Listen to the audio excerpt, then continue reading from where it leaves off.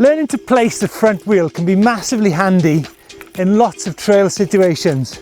In this video, we're going to look at how to and where to use the technique.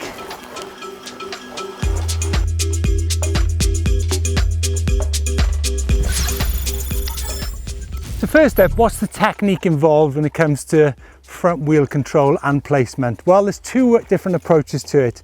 You can either go for the bouncing approach, where you simply pogo in the front wheel like that, using the fork and both brakes locked out. That's probably quite a good starting point.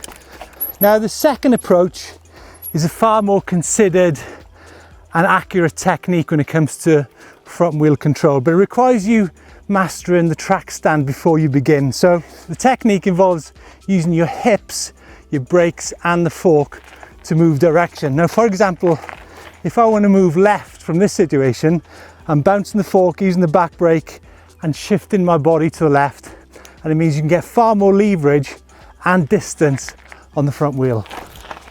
Now, when you're practicing front wheel control, I suggest you do it on quite a hard surface to begin with, not deep soil or heavy loam, because that's really going to hinder the movement of your back wheel.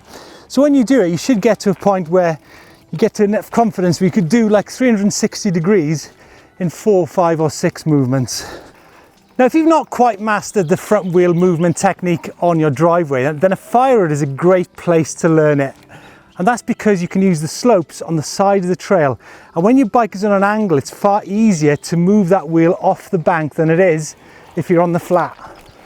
So where do you go? How do you progress once you've mastered your front wheel control? Well, you can actually use in conjunction with an endo or a rollback to get out of some ridiculously tight situations. Now, on the same bit of track I was on earlier, and you just simply do an endo first and then you combine it with your front wheel hop. Hopefully I can do it. And you kind of round in 180. Now, front wheel control is a really important skill to have on an e-bike, particularly when you're out on the trail, because there's a tendency on e-bikes for the motor to override and push you to the outside of the corner when you don't need it. So in that situation, you need to be able to move direction with the front wheel in an instant and change the direction onto the right course. So here's our own man-made switchback, and this is kind of what happens if you go too far.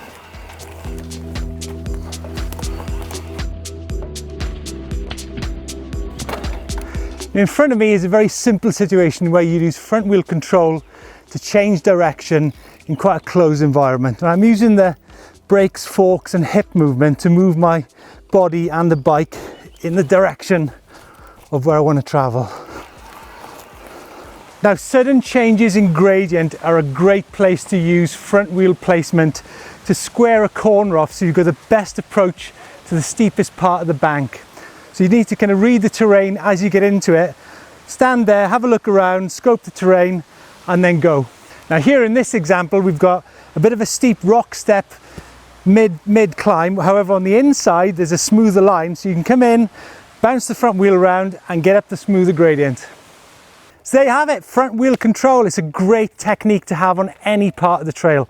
Make sure you practice both the bounce and the hip technique, and soon you'll be getting up any climb in the world. If you want to see how to get up any climb in the world, check out How to Plan a Climb just over here. Please give us a thumbs up if you like this video and subscribe somewhere around the front wheel there.